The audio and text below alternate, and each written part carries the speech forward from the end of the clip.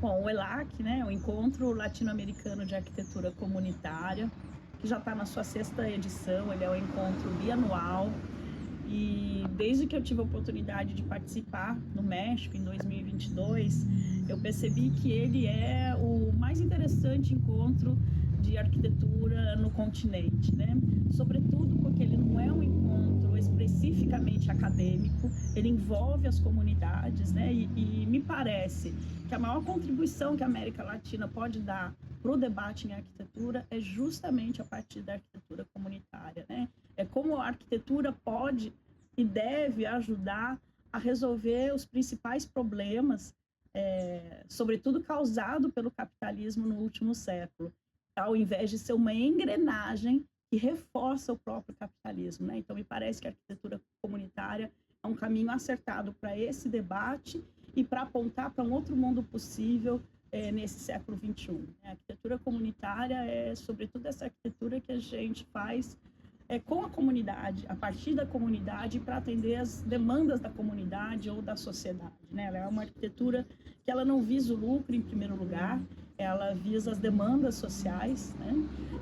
E, portanto, ela deve ser feita nessa dialogia com a sociedade, com a comunidade, sobretudo com os grupos mais fragilizados, né?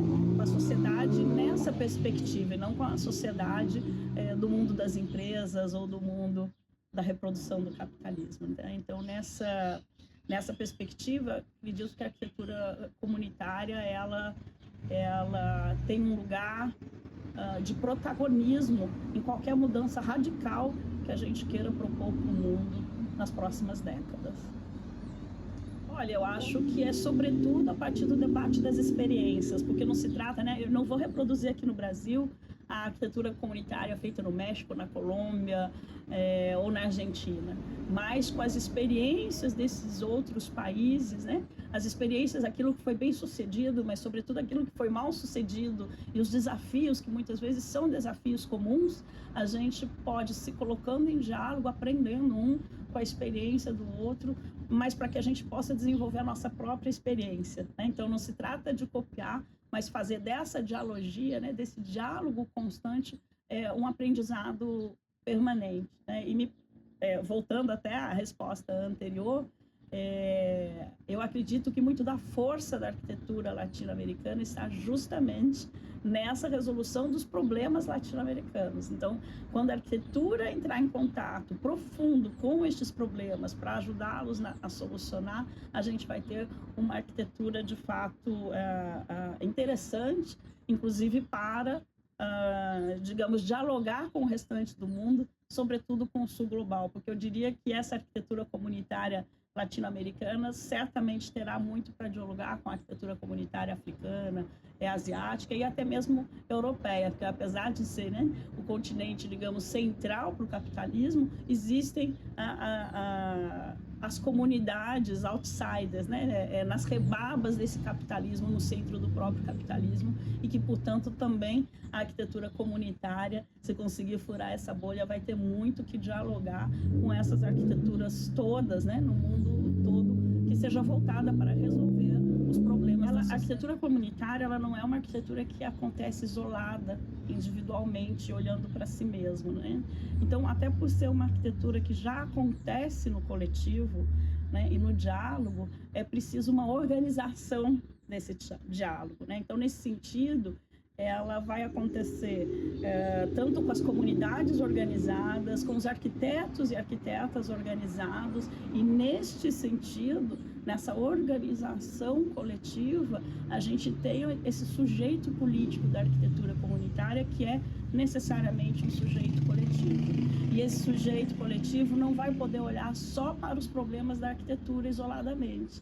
Essa arquitetura comunitária está necessariamente vinculada a outros problemas do mundo, como, inclusive, o colapso ambiental que a gente vive. Não dá para a gente pensar a arquitetura comunitária fora desse colapso ambiental, fora da pobreza exacerbada, aprofundada cada vez mais pelo capitalismo e agora né, nas últimas décadas pelo neoliberalismo, na face mais crua e violenta do capitalismo, como essas coisas todas estão entrelaçadas e como a arquitetura comunitária nos obriga a entender esse entrelaçamento dos problemas. Então, por isso mesmo, ela tem uma natureza que é política. Não acredito que seja possível fazer uma arquitetura comunitária apolítica. Eu acho que é muito importante a gente ter conseguido trazer esse ELAC para o Brasil, né? Como você falou, pela primeira vez, a gente apresentou nossa candidatura no México em 2022, e foi interessante porque houve uma compreensão, inclusive política, da importância de trazer para o Brasil, né? No momento histórico em que a gente estava vivendo naquela ocasião, ainda com o governo de ultradireita, né? Então, os outros países candidatos retiraram as suas candidaturas para que a gente pudesse trazer para o Brasil. Fazendo esse duplo movimento, caso a gente reelegesse, infelizmente, aquele governo, seria uma contraposição, né, aquela perspectiva de mundo, e caso a gente elegesse a oposição, um governo mais progressista, seria então uma consolidação dessa outra perspectiva de mundo, né? E cá estamos em 2024, às vésperas de realizar o 6º ELAC. Um evento como esse, dessa grandiosidade, a gente não faz isso sozinho, é preciso envolver muitos parceiros, né? Acho que, em primeiro lugar, evidentemente, quem está tocando, está à frente disso, é o grupo de estudos multidisciplinares em urbanismos e arquiteturas do Sul, uma LOCA, né, do qual eu coordeno, com total apoio da UNILA e das suas macro-unidades, envolvimento das pós-graduações, de algumas das pró-reitorias, da própria reitoria, e, evidentemente, alguns parceiros externos fundamentais. Acho que o primeiro deles é o Ile Axé Oju Ogun Fumilayon, que é um parceiro nessa construção e nessa caminhada já de muitos anos.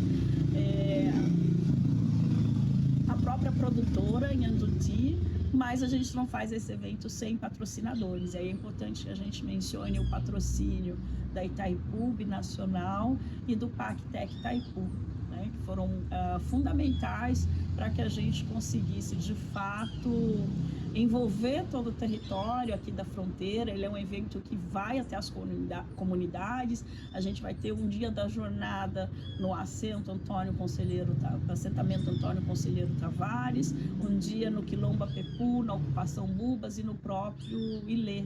E esse deslocamento fundamental, né, não teria sido possível sem esses patrocínios, né? Do mesmo jeito que não teria sido possível a gente conseguir trazer os sets convidados e homenageados dos vários eixos que compõem a temática central deste evento.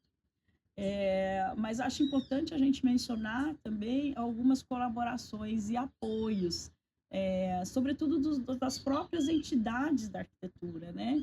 A gente conseguiu envolver a Associação Nacional de Pós-Graduação em Pesquisa em Planejamento Urbano e Regional.